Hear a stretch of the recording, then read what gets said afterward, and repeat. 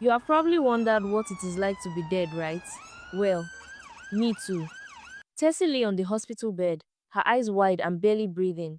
Her skin had already begun to turn pale, and the machines around her were silent.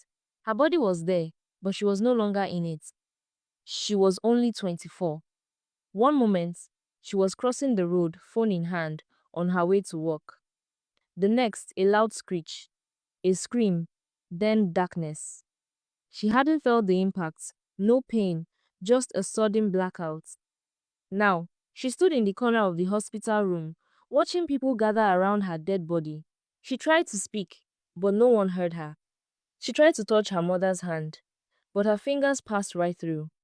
Her body felt impossibly light. She had no heartbeat, no breath, yet she could think clearly. All her memories, all her emotions were intact, but she had no weight, no sound, no visible form. When her father arrived, he shouted her name and collapsed. Her younger brother ran in behind him, shaking her lifeless arm. She watched him cry, but she couldn't join him, too bewildered by what was happening. As understanding slowly dawned, she realized the truth. She was dead. The funeral was quick. She watched from a distance. Her aunt wrapped her mother in a thick cloth, holding her as she wailed. Tessie's best friend, Mercy, cried until her tears ran dry, then sat still, staring blankly at the coffin that now held Tessie. But Tessie wasn't in it. Not really. Her body was, but she wasn't. She was in the air, in the shadows, on the rooftops, in her room. The sight of her family's grief tore her heart into a million pieces, so she left the funeral. She revisited all her old haunts, her childhood school, the shop where she bought bread, the small church down the road, but no one saw her. Time moved on. Days turned into weeks. Her once vibrant home became a house of silence. The laughter was gone. The music her father used to play every Saturday morning stopped. The kitchen, once fragrant with pepper soup and jollof rice, remained cold. No one spoke unless absolutely necessary. Her little brother, who used to fill the compound with his boisterous jokes, now walked slowly, his shoulders slumped, his eyes empty. He returned to school, but no longer sat at the front. He stopped answering questions, just staring out the window. Her father sat on the veranda every evening, holding tools he didn't use. Sometimes he'd pick up the old generator, staring at it for hours before finally fixing it, only because the silence had become too deafening. Her mother rarely slept in their bedroom anymore. She lay on the living room floor, curled in a single wrapper, facing the wall. She stopped combing her hair. The scent of her perfume vanished from the house. She didn't cry in front of others, but at night, Tessie heard the soft, steady sound of tears soaking the pillow beside her. Tessie watched it all.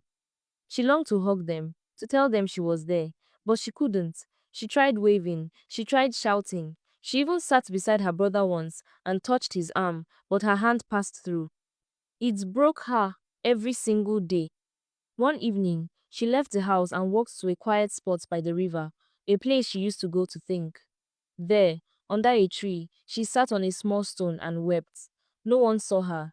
No one heard her. She was gone, but she still loved them.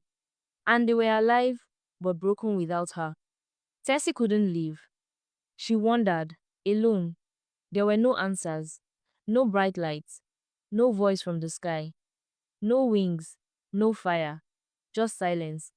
Her old world moved on without her. She'd always heard that a soul left the earth immediately after death. In church, they spoke of judgments. But days had passed, and she was still here. No angels, no gates, nothing. Just an endless wait, with no explanation. The loneliness was boundless. She couldn't eat, she couldn't sleep, she couldn't laugh. She was just there. Her mind began to drift. She walked far, into places she'd never been, into towns where no one knew her name, abandoned buildings, empty churches, forest paths, long dark nights. And then, late one evening, something happened. She was walking along a busy city street. Cars honked in the distance. People hurried past, laden with shopping bags, their voices loud. She walked slowly, head down, weary of existing as a shadow. Then it happened. A young man approached from the opposite direction, holding only his car keys. Nothing about him stood out. He was neatly dressed. But just before they would have crossed paths, he looked up and his body shifted slightly to the side, giving her space to pass. Tessie froze. He kept walking without looking back, unaware. But she turned and stared at him. He had seen her, maybe not truly seen her, perhaps he just thought she was a regular person on the road. But he had moved to avoid bumping into her, something no one else had done since the day she died. Her heart, long silence, felt like a sudden drumbeat.